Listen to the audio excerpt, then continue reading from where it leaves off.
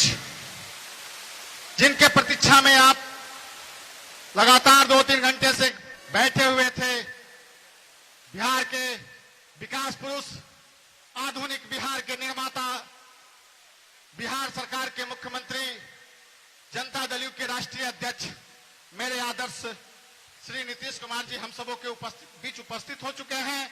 मैं उनका रफीगंज की पावन धरती पर हार्दिक स्वागत अभिनंदन करता हूं। हम सबों के बीच बिहार प्रदेश जनता दल यू के कार्यकारी अध्यक्ष सह माननीय मंत्री बिहार सरकार, मेरे बड़े भाई अभिभावक श्री अशोक चौधरी जी उपस्थित हो चुके हैं। मैं उनका रफीगंज की पावन धरती पर हार्दिक अभिनंदन स्वागत करते हैं। अब मैं समय का ख्याल रखते हुए सीधे कार्यक्रम को आगे बढ़ाते हुए हमारे हम के जिला अध्यक्ष भाई हरेंद्र जी से मैं नहीं बुला पाया, क्षमा चाहते हुए मैं यहां के लोकप्रिय प्रत्याशी एनडीए के रफीगंज के लगातार 10 वर्षों से विधायक रहे, लगातार क्षेत्र के प्रति चिंतित रहने वाले, विकास के गति को आगे बढ़ाने वाले श्री अशोक सिंह जी से आग्रह करेंगे कि आए और अपना संबोधन व्यक्त करें।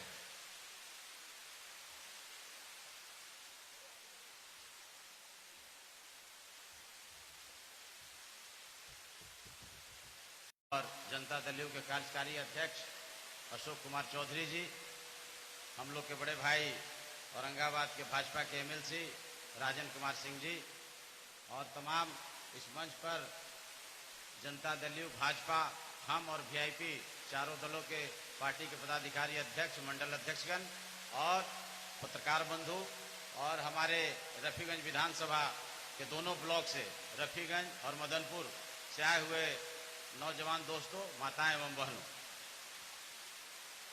आज माननीय मुख्यमंत्री जी से हमने आग्रह किया था और हमेशा हमारे आग्रह पर इसी मैदान में जो भी कार्यक्रम होता है आरबीआर हाई स्कूल के मैदान में, आप कई एक बार माननीय मुख्यमंत्री जी को सुन चुके हैं, लोकसभा में, विधानसभा में, फिर आप लोग के डिमांड पर माननीय नेता को हमने आग्रह किया था। आज आपके बीच में है, बहुत सारी बातें वो बताएंगे, उनको सुनने के लिए आप आए हैं। लेकिन हम एक बात कहना चाहते हैं कि आपका आशीर्वाद हमको 10 में भी मिला, 15 में भी मिला, आज इस बार तीसरी बार 2020 में आदरणीय नेता श्री नीतीश कुमार जी चारों गठबंधन के उम्मीदवार के रूप में, चारों दलों के उम्मीदवार के रूप में हमको आशीर्वाद दिया है। और फिर हम आग्रह कर रहे हैं आपसे, और कुछ बात, हम लोग 10 साल के विधायक हैं, प्रतिनिधि हैं, निश्चित रूप से कुछ छोटी मोटी शिकायतें रही होंगी और होंगी, लेकिन हम आपके भाई और आपके बेटा हैं। हम लोग अगर कुछ गलतियां हमने की होगी और कुछ आपको लगा होगा ऐसा कि अशोक जी को ये नहीं करना चाहिए था, तो वो उस गलती के लिए हम आपसे एक बार क्षमा मांगते हैं और फिर हम आग्रह करते हैं कि आप एक बार फिर हमको रफीगंज के विकास के लिए, आदरणीय नीतीश कुमार जी के बिहार में मुख्यमंत्री बनाने के लिए, बिहार को आगे ले जाने के लिए, देश को आगे ले जाने के लिए आप हमको ईवीएम पर पहला नंबर है मेरा अशोक कुमार सिंह, 1 नंबर फर्स्ट वाला ही है अशोक कुमार सिंह, और मेरा फोटो भी लगा है और तीर छाप निशान भी ईवीएम पर है। इसलिए हम आग्रह करेंगे कि 1 नंबर के सामने वाला बटन दबा करके आप हमको आशीर्वाद के रूप में एक मत 28 तारीख को देने का काम करिएगा। ये हम पूरा उम्मीद, पूरा आशा और पूरा विश्वास करते हैं। हम माननीय मुख्यमंत्री जी से एक और आग्रह करना चाहते हैं। पहले भी इस मंच से हम माननीय मुख्यमंत्री जी से आग्रह कर चुके हैं कि रफीगंज के जो लोगों का एक सिंगल डिमांड और मांग है कि रफीगंज को अनुमंडल बनाने का आग्रह करते हैं। ये यहाँ के लोगों का भावना है कि रफीगंज को अनुमंडल जब भी मौका मिले, जब भी बिहार में अनुमंडल और जिला और प्रखंड बने, तो हम आग्रह करेंगे कि उसमें रफीगंज का नाम जरूर हो। ये हम रफीगंज के जनता की ओर से माननीय मुख्यमंत्री जी से आग्रह करते हैं। और एक बात है कि लड़ाई, देखिए आप सब लोग समझदार हैं, लड़ाई सीधी है एनडीए और महागठबंधन के बीच में। आप बिहार के मुख्यमंत्री किसे बनाना चाहते हैं, ये आप तय करिए। 15 साल का कुशासन आपने देखा है और 15 साल का सुशासन आपने देखा है। आदरणीय नेता नीतीश कुमार जी ने जो 15 साल में विकास किया है, सामाजिक सौहार्द बरकरार रखा है, जो आपसी सौहार्द बरकरार रखा है, उसमें आपको बताने की आवश्यकता नहीं है। रोड है, बिजली है, पानी है, इंजीनियरिंग कॉलेज, जिला का इंजीनियरिंग कॉलेज रफीगंज में, अर्थुआ में, इन्हीं के आशीर्वाद से आज बन करके तैयार है। और 2 स्टेट हाईवे, तो ये सारा काम माननीय नेता के आशीर्वाद से हमने करने का काम किया है। और एक ही डिमांड आप लोग हमसे किए हैं, तो हम वो भी अपने नेता के सामने रखने का काम किया है। इसलिए आप लोग से हम आग्रह और उम्मीद करते हैं कि फिर एक बार हमको जब आप मौका दीजिएगा और माननीय मुख्यमंत्री एनडीए की सरकार का नेतृत्व करेंगे, तो निश्चित रूप से रफीगंज को और विकास के पथ पर हम आगे बढ़ाने का काम करेंगे। बहुत बहुत धन्यवाद। धन्यवाद माननीय विधायक श्री अशोक बाबू। अब मैं अगले वक्ता के रूप में बिहार प्रदेश जनता दल यू के कार्यकारी अध्यक्ष सह माननीय मंत्री श्री अशोक चौधरी जी से आग्रह करूंगा कि आए और हम सबों को मार्गदर्शित करें।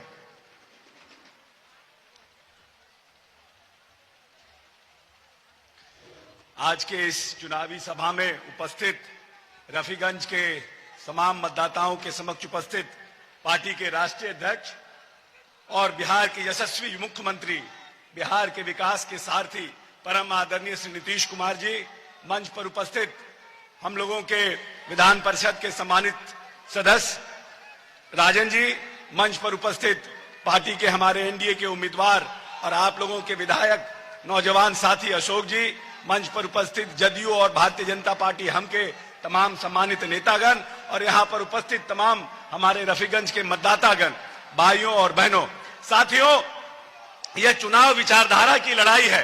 15 वर्ष पूर्व एक सरकार थी जो 15 वर्ष तक इस प्रदेश में राज करने का काम किया।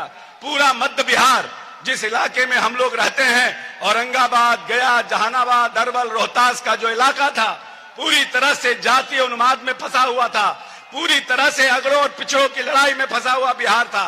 118 नरसंहार का बिहार था, दंगा का बिहार था। और 2005 में आपके प्यार और आशीर्वाद से माननीय नेता ने इस प्रदेश की बागडोर संभालने का काम किया। और इन 15 वर्षों के कार्यकाल में सामाजिक समरसता को बरकरार रखते हुए जो लोग आखिरी पायदान पर थे इस प्रदेश में, चाहे वो दलित हो, अति पिछड़ा हो, महिलाएं हो, उनको आगे लाने का काम माननीय नेता ने किया है। और 24,000 करोड़ के बजट को 2,15,000 करोड़ करने का काम किया। इस प्रदेश में जो मूलभूत संरचनाएं थी, जो बिहार था पूरी तरह से इस देश का सबसे पिछड़ा राज्य था। और आज उस समय बिहार 3.3 के विकास दर पर पूरी तरह से संघर्ष कर रहा था। और आज आपके प्यार और आशीर्वाद से, हमारे नेता की तपस्या से, कर्मठ प्रयास से आज लगभग 12% के विकास दर पर अपना बिहार सबसे हिंदुस्तान में तेज गति से दौड़ता हुआ बिहार है। मूलभूत संरचनाओं का विकास किया, जो चीज असंभव था उसको माननीय नेता ने पूरा करने का काम किया। जब माननीय नेता बोलते थे कि हम हर घर बिजली लाने का काम करेंगे, लोग हंसते थे कि बिहार में नीतीश कुमार हर घर बिजली कहां से ला देंगे। लेकिन समय से पहले माननीय नेता ने इसको पूरा करने का काम किया। आपको याद होगा, जो लोग दलित पीड़ित शोषित रहे हैं, पानी लाने के लिए दूसरे के घर पे चापाकल से पानी लाने के लिए, कुआं पर पानी लाने के लिए कितना संघर्ष करना पड़ता था। और आज माननीय नेता ने हर घर जल नल की योजना शुरू करके लगभग 85% घरों में हर घर नल का जल देने का काम किया। उसी तरह से सामाजिक न्याय की पूरी समरसता को बरकरार रखते हुए पंचायतों का चुनाव हुआ, दलितों को, अति पिछड़ों को और महिलाओं को सशक्त और मजबूत करने का काम किया। जो व्यक्ति आने वाली पीढ़ी को आगे बढ़ाना चाहता है, जो आने वाली नस्ल को पढ़ाना चाहता है, इस प्रदेश में जो पहले की सरकारें थी वो इस प्रदेश में चरवाहा विद्यालय बनाने का काम करती थी। और माननीय नेता ने इस प्रदेश में 15 वर्षों में इस प्रदेश में प्राथमिक विद्यालय का निर्माण किया, 25,000 प्राथमिक विद्यालय का निर्माण किया, लगभग 3,75,000 अतिरिक्त वर्ग कक्ष का निर्माण किया, विद्यालयों का हाई स्कूल का निर्माण कराया। इस प्रदेश में IIT, BIT, NIT, engineering college, medical college और एएनएम संस्थाओं का निर्माण किया और जो बड़ी आबादी युवाओं की है उसको शिक्षित करने का प्रयास कर रहे हैं। जो राजनीतिक सोच के साथ 21वीं सदी का जिसने सपना देखा है, जो चाहता है कि हमारा जो वैभवशाली बिहार था, जो मेरा प्रगतिशील बिहार था, उसको हम वापस लाने का काम करें, उसको ताकत देने का काम कीजिए। और 28 तारीख को भाई अशोक जी को तीर छाप पर, जो 1 नंबर पर है, तीर छाप पर मोहर लगा करके विधानसभा भेजने का काम कीजिए। यहां पर अशोक जी खड़े नहीं हैं, यहां पर नीतीश कुमार की विचारधारा खड़ी है। यहां पर किसी जाति का व्यक्ति खड़ा नहीं है, यहां पर नीतीश कुमार की विचारधारा खड़ी है, जिसने इस प्रदेश में सामाजिक समरसता के साथ, भाईचारा के साथ, जात पात से ऊपर उठकर, हिंदू मुस्लिम से ऊपर उठकर इस प्रदेश को 21वीं सदी का बिहार बनाने का काम किया है। इसीलिए आइए नौजवान साथियों, ताकत लगाइए, उस विचारधारा को मजबूत कीजिए जो 21वीं सदी का बिहार का जिसने सपना देखा है। इन्हीं चंद शब्दों के साथ जय बिहार, जय नीतीश कुमार। बहुत बहुत धन्यवाद। अब मैं अगले वक्ता के रूप में, जिनकी प्रतीक्षा में आप लगातार बैठे हुए थे, हमारे मुख्य अतिथि, बिहार सरकार के मुखिया, आधुनिक बिहार के निर्माता, मेरे आदर्श श्री नीतीश कुमार जी से आग्रह करूंगा कि वो आए और रफीगंज की जनता को मार्गदर्शित करने की कृपा करेंगे। नीतीश कुमार जिंदाबाद, नीतीश कुमार जिंदाबाद, नीतीश कुमार जिंदाबाद, नीतीश कुमार जिंदाबाद, नीतीश कुमार जिंदाबाद। इस चुनावी सभा की अध्यक्षता कर रहे भारतीय जनता पार्टी के जिला अध्यक्ष श्री मुकेश शर्मा जी, कार्यक्रम के संचालनकर्ता जनता दल यूनाइटेड के जिला अध्यक्ष श्री धर्मेंद्र सिंह जी,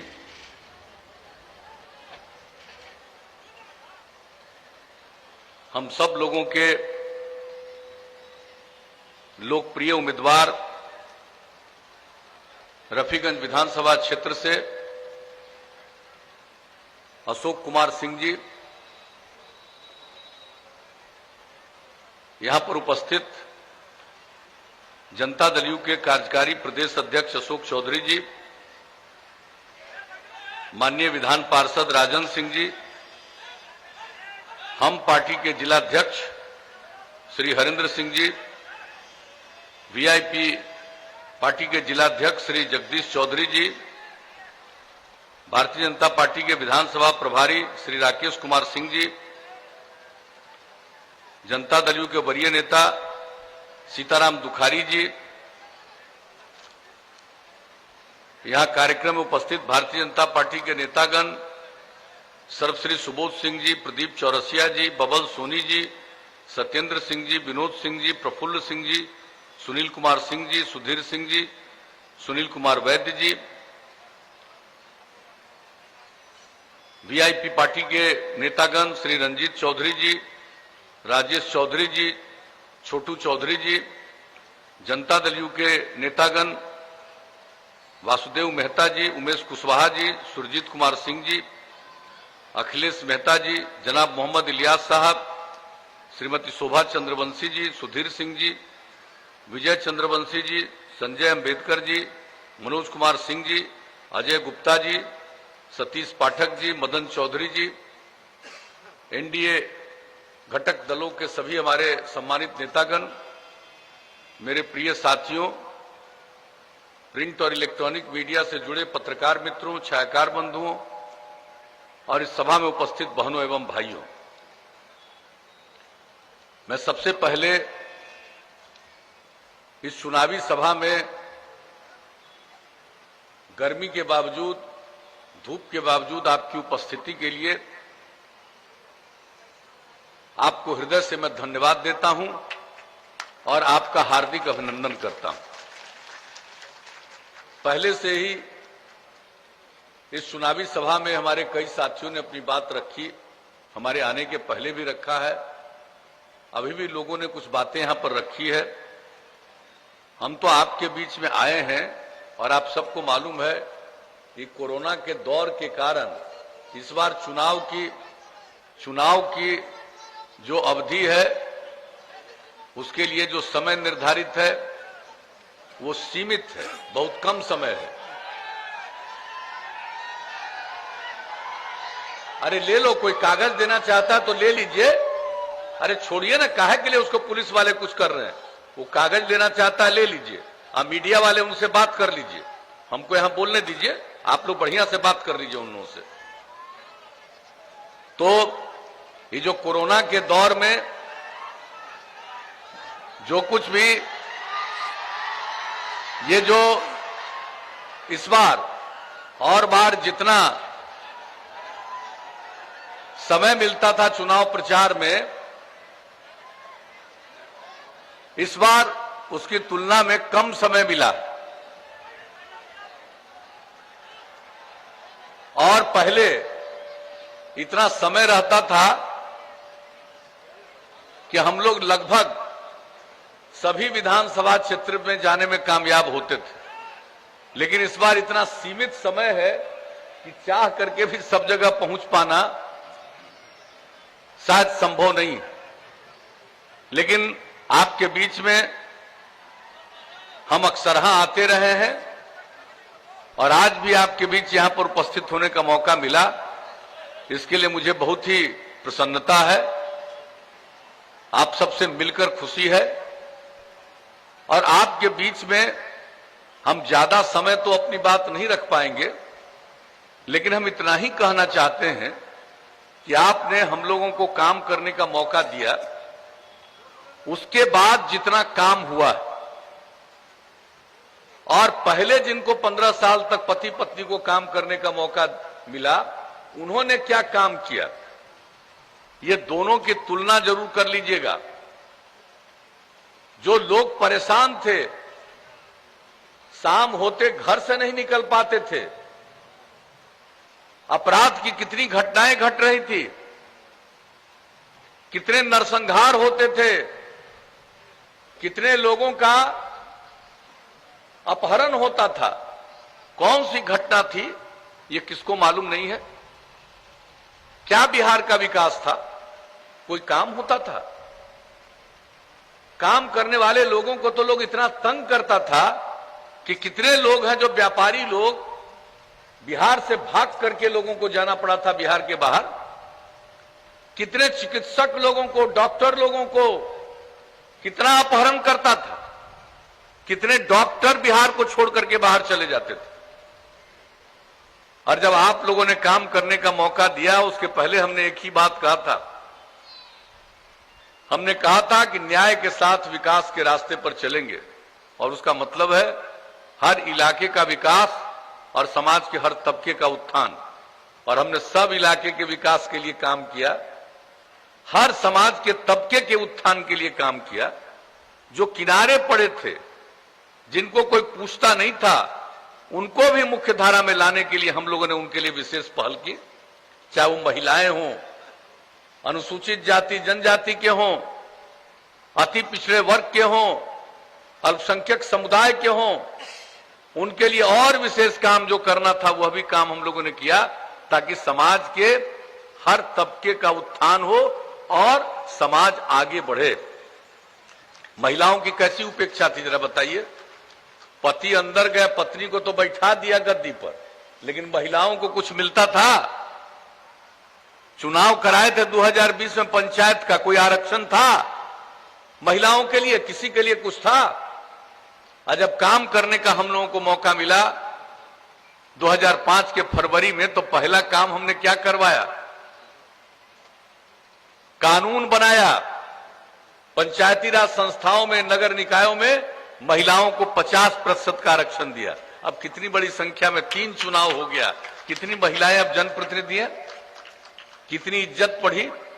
लड़कियां पढ़ नहीं पाती थी, उनके पढ़ाने का इंतजाम किया। पोशाक योजना, साइकिल योजना। मैट्रिक में 9वें क्लास में लड़कियों की संख्या उस समय, इतनी बड़ी आबादी का राज्य, 1,70,000 से भी कम था। और अब जब हम लोगों ने काम किया है, अब लड़का और लड़की की संख्या मिडिल स्कूल में भी बराबर हो गई। तो हम लोगों ने समाज के हर तबके के उत्थान के लिए काम किया। कौन पूछता था अति पिछड़े वर्ग को? जब वो भी जनप्रतिनिधि बने तो उनका भी सम्मान हुआ। और आज क्या स्थिति आई है, तो समाज के हर तबके के उत्थान के लिए हमने काम करना शुरू किया कि बच्चे कौन स्कूल से बाहर सबसे ज्यादा रहते हैं। तो आकलन किया, पता चला कि चाहे महादलित समुदाय के लोग हैं या अल्पसंख्यक समुदाय के लोग हैं, उन लोगों को स्कूल तक पहुंचाने के लिए हम लोगों ने जो टोला सेवक, तालीमी मरकज, स्वयं सेवक का काम किया, 30,000 लोगों को लगाया और वैसे बच्चे बच्चियों को बाहर पढ़ा करके स्कूल तक पहुंचा दिया। और ये काम करने वाले तमाम लोगों को हमने 60 साल तक रख लिया। तो आप जरा सोच लीजिए कि काम के लिए अब स्कूल से बाहर रहने वाले बच्चों बच्चियों की संख्या न के बराबर है, 0.5% से भी कम। तो हर क्षेत्र में काम, क्या हालत थी सड़कों की, कहीं कोई सड़क का इंतजाम था, क्या बुरा हाल था लोगों का। और जो काम हम लोगों ने करना शुरू किया राज्य के विकास के लिए, लोगों के उत्थान के लिए, प्रगति के लिए, कानून का राज कायम करने के लिए। जंगल राज था, हम लोगों ने कहा कानून का राज कायम करेंगे। और हमने शुरू से कहा है कि न हम अपराध को बर्दाश्त करेंगे, न भ्रष्टाचार को बर्दाश्त करेंगे और न सांप्रदायिकता को बर्दाश्त करेंगे। क्राइम, करप्शन, कम्युनलिज्म, ये तीनों के खिलाफ जम करके हम लोगों ने काम किया। और आज आपको मालूम है अब अपराध के आंकड़े बिहार में कितने कम हो गए हैं। कुछ तो लोग गड़बड़ करता ही है, बायां दायां इधर उधर करता है, लेकिन आप सोच लीजिए इतनी बड़ी आबादी का राज्य और अब अपराध के मामले में बिहार 23वें नंबर पर पहुंच गया।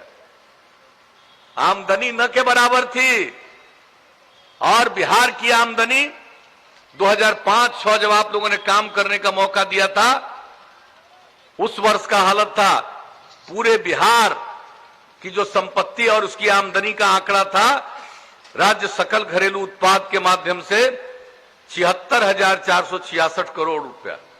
और अब जो विकास का दर बढ़ा 12.8% के दर से बिहार का विकास आगे बढ़ा है।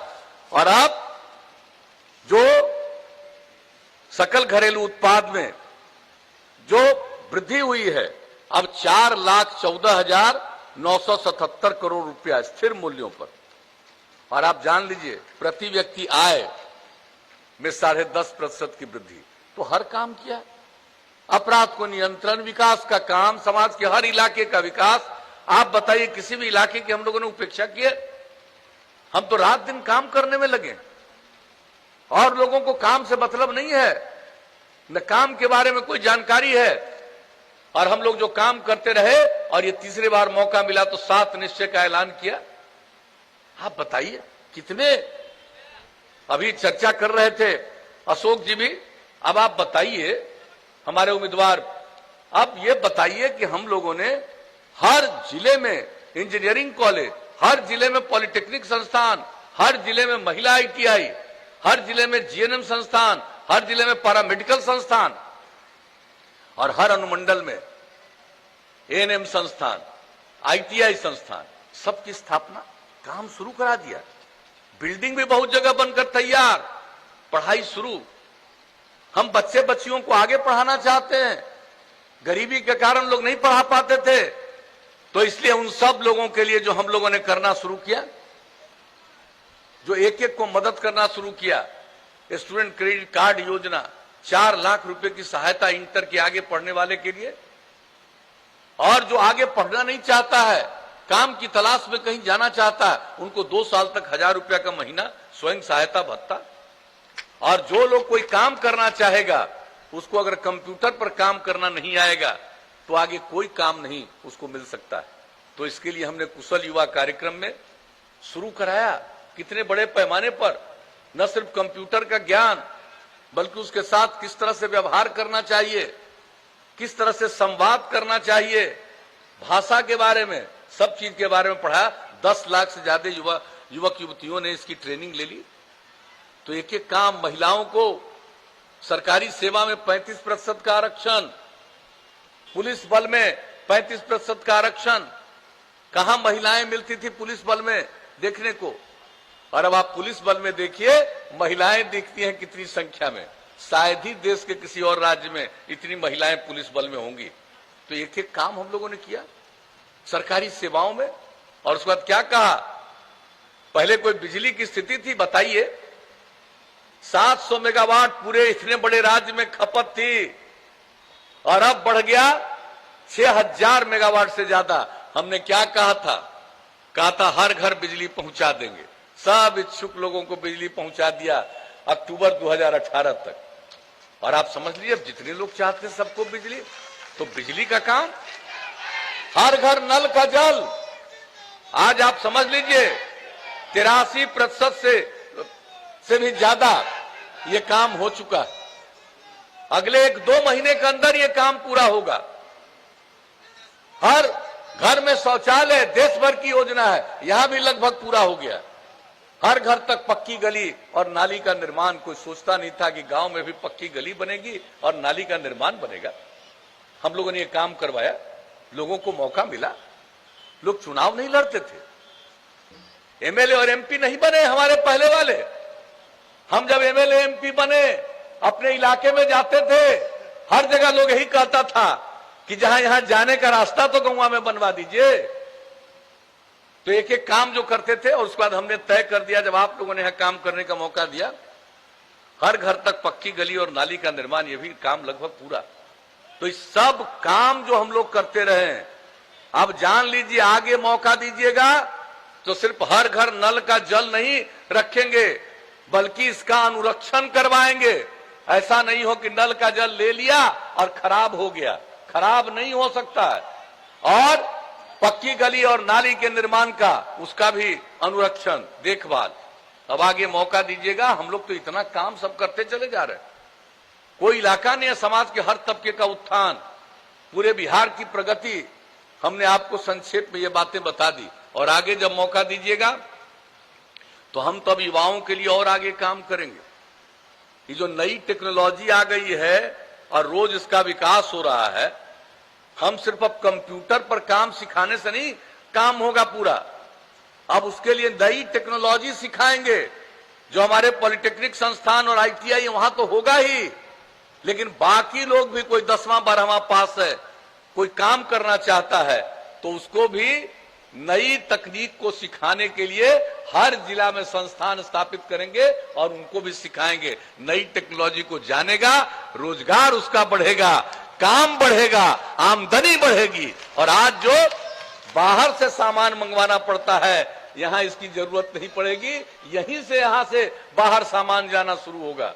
तो आगे मौका दीजिएगा तो हम लोग तो ये करेंगे। और हर जिला में अब जो आपको बता दिया, हर घर तक बिजली पहुंचा दिया, लेकिन अब अगली बार मौका दीजिएगा तो हर गांव में सोलर स्ट्रीट लाइट, यानी रास्ता भर में सोलर बिजली पहुंचा देंगे, ताकि घर में बिजली बंद कीजिए और पूरे गांव में ये बिजली से उजाला रहेगा। अब आगे ये करने का मेरा विचार है। और गांव में जितना काम करवाए हैं हमने बता दिया, उसका देखभाल अनुरक्षण तो करेंगे ही, लेकिन उसके अलावे साफ सफाई, गांव का साफ सफाई, शहर का साफ सफाई, एक एक चीज सुनिश्चित हम लोग करा देंगे कि कहीं कोई गंदगी नहीं रहे। तो ये सब काम जब मौका दीजिएगा तो करेंगे। अब हर गांव को सड़क से जोड़ रहे हैं, लगभग काम पूरा। अब आगे मौका दीजिएगा तो कई गांवों को जोड़ते हुए महत्वपूर्ण जगहों पर जाने के लिए और नया सड़क बनवाएंगे। और शहर और बाजार में जो भीड़ रहती है, कोई भी सड़क बनाते हैं, अब उसके लिए जितना भी शहर है, बाजार है, सब में बाईपास बनवा देंगे। और जहां बाईपास का जमीन नहीं मिलेगा, वहां ऊपर से चलने के लिए फ्लाईओवर बनवा देंगे। अब ये सब दीजिएगा मौका तो हम ये सब काम करेंगे, हर क्षेत्र के लिए काम। और एक काम हम आपको और बता देते हैं, स्वास्थ्य के लिए तो काम कर ही रहे हैं। अब हमने इसका भी एक सर्वेक्षण किया है। लोग पशुपालन करते हैं और पशु उनके बीमार होते हैं, बहुत परेशान होते हैं। अब हमने सोच लिया है कि अब अगली बार मौका दीजिएगा तो तो 8 से 10 पंचायत पर पशु का चिकित्सालय स्थापित करेंगे और जो नई टेक्नोलॉजी की बात कर रहे हैं हर गांव तक पहुंचा देंगे। किसी का जानवर भी बीमार पड़ेगा तो इसकी सूचना तुरंत देंगे, अस्पताल में आके चिकित्सक इलाज कराएंगे और दवा राज्य सरकार ही आपको उपलब्ध करा देगी ताकि आपका जानवर सुरक्षित रहे और लोगों की आमदनी बढ़े। तो आगे मौका दीजिएगा। तो इस तरह के अनेक काम और भी जो जरूरी काम है वो हम सब करते रहेंगे। लेकिन कुछ लोग हैं जिनको कोई अनुभव नहीं, कोई ज्ञान नहीं, कुछ से कुछ बोलते रहते हैं। आप देखते हैं खूब छपता रहता है। अरे भाई मेरे खिलाफ जितना बोलने का मन है बोलते रहो, हमको कोई मतलब ही नहीं, हमको तो काम से मतलब है। और लोगों का परिवार है, पति पत्नी, माता पिता, बेटा बेटी, यही परिवार है।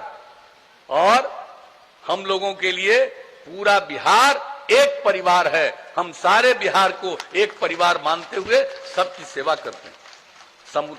समाज के किसी भी तबके की उपेक्षा नहीं की। और लोग तो भाई उनका जो सीमित अपना निजी परिवार है उसी पर ध्यान रहता है। हम लोगों का सब लोगों पर ध्यान, इसलिए आज तक जो मौका दिया है काम करने का, हम काम करते रहे। आगे भी मौका दीजिएगा, काम करेंगे। अभी भाई अशोक कुमार जी बोल रहे थे, अब आज हम 5-3 तक 15 साल से हम दूसरे काम में लगे हुए थे। हमको मालूम नहीं है, कोई जिला चाहता है, कोई अनुमंडल चाहता है, कोई ब्लॉक चाहता है, ये सब पता है। आइए आपके जो अशोक जी हैं ये अपने क्षेत्र के विकास के लिए ही हमसे मिलकर काम करते रहे, कोई दूसरा चीज के लिए नहीं मिला। ये सब हमको मालूम है। अरे अब अगला बार मौका दीजिएगा तो इस क्षेत्र में भी काम करेंगे, इसमें क्या है, चाहे जिला हो, अनुमंडल हो, ब्लॉक हो, इन सब चीजों के लिए भी सोचेंगे। लेकिन अभी तो एकजुट होकर के हम लोगों को सिर्फ और सिर्फ हर तबके के उत्थान के लिए काम करना था। ये काम किया और आपको हमने कुछ बातों की चर्चा कर दी। हम लोग आगे भी और काम करेंगे ताकि बिहार बहुत आगे बढ़े। बिहार को हम लोग सक्षम बिहार, स्वावलंबी बिहार और ऐसा बिहार बनाएंगे कि बिहार भी विकसित बिहार कहलाए। तो इसी के लिए हम लोग फिर आपसे चाहते हैं कि आपका मदद मिले, सहयोग मिले। और इसके लिए हम लोगों के सुयोग्य उम्मीदवार हैं और आपके बीच काम करते रहते हैं। सबको मालूम है, कोई इधर उधर बाएं दाएं तो कुछ करता नहीं है, सिर्फ आप लोगों की खिदमत करते हैं। अशोक कुमार सिंह जी, हम तो यही आग्रह करेंगे कि इनको जिताइए और पहला नंबर इनका है। अब तो कोई दिक्कतें नहीं है, पहले नंबर पर। और वहीं पर जो तीर का बटन है, तीर छाप का के बगल का बटन है, उसको दबाइएगा और भारी मतों से विजयी बनाइएगा और एनडीए की सरकार बनाइएगा ताकि हम लोग और आगे बिहार को प्रगति के रास्ते पर ले जाएं, समाज के हर तबके का उत्थान करें, किसी की उपेक्षा नहीं करें और सब मिलकर के। और जान लीजिए, मेरा जो लक्ष्य है, स्त्री और पुरुष मिलकर काम करते हैं, उसी में समाज आगे बढ़ रहा है, जान लीजिए। और महिलाओं के लिए जितना काम किया, स्वयं सहायता समूह, जीविका समूह जो बनाया हम लोगों ने, और 10 लाख का लक्ष्य था, पूरा हो गया। 1 करोड़ 20 लाख से ज्यादा महिलाएं जीविका समूह से जुड़ी हैं। कितनी जागृति उनमें आई है, कितना सोच बढ़ा है, परिवार की कितनी आमदनी बढ़ रही है। तो हर प्रकार से इसी तरह से हम लोग काम करेंगे। और आप जानते हैं हम पर्यावरण के संरक्षण के लिए भी काम करते हैं। एक एक चीज, जल का संरक्षण,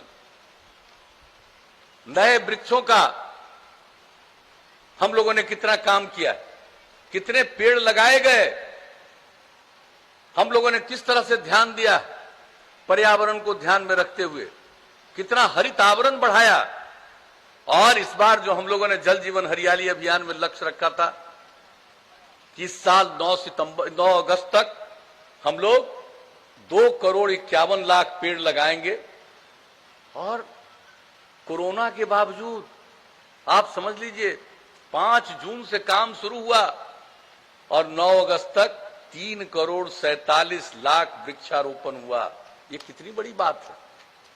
हर क्षेत्र में, हर चीज के लिए, समाज सुधार के लिए, पर्यावरण का संरक्षण, इलाके का विकास, लोगों में जागृति, समाज के हर तबके को एकजुट करना, यही हम लोगों का लक्ष्य रहा और यही काम करते रहे। तो अगर आपको लगता है कि भाई हम लोगों ने काम किया है तो उसी के आधार पर वोट दीजिएगा, तो हम क्या उम्मीद करके जाएं? भाई अशोक जी को वोट मिलेगा कि नहीं मिलेगा? हाथ उठा के बताइए। मिलेगा तो इनको माला पहना दें। हाथ उठा के बताइए भाई, माला हाथ उठा के बताइए। बहुत धन्यवाद।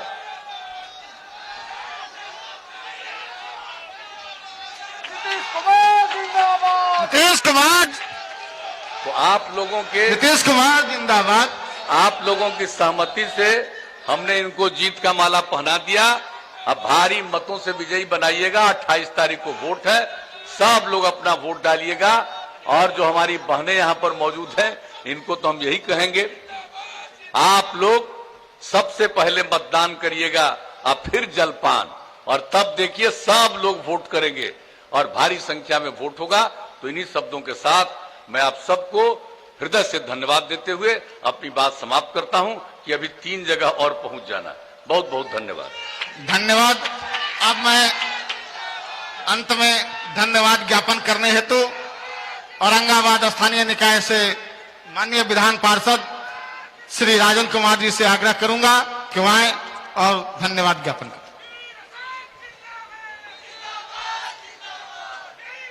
सर्वप्रथम मैं आप लोगों को इस चिलचिलाती धूप में जो आप लोग 2 घंटा से खड़ा हैं, इसलिए मैं आप लोग सभी को धन्यवाद ज्ञापन करता हूं, धन्यवाद देता हूं। मंच पर विराजमान आज के मुख्य अतिथि बिहार के यशस्वी मुख्यमंत्री श्री नीतीश कुमार जी को कितना व्यस्तम कार्यक्रम को करते हुए इस कार्यक्रम में आकर के यहाँ का गरिमा बढ़ाया और माननीय अशोक जी के पक्ष में वोट मांग करके और वोट आप लोग से मांग करके जो है इन लोग कृपा किया, इसलिए इनको भी बहुत बहुत धन्यवाद। मंच पर विराजमान भवन निर्माण के मंत्री माननीय अशोक चौधरी जी, जो जनता दल यू के प्रदेश अध्यक्ष, कार्यकारी प्रदेश अध्यक्ष भी हैं, इनको भी मैं धन्यवाद ज्ञापन कर धन्यवाद देता हूं कि आकर के इन गरिमा बढ़ाए और आप लोग का जो है मान बढ़ाए। और आप लोगों से आशीर्वाद मांगना चाहता हूं कि आप लोग माननीय अशोक जी को फिर से एक बार तीर पर बटन दबा करके भारी से भारी मतों से विजयी बनावें। इसी के साथ मैं आप लोग सभी को धन्यवाद देते हुए अपनी वाणी को विराम देता हूं। जय हिंद, जय भारत।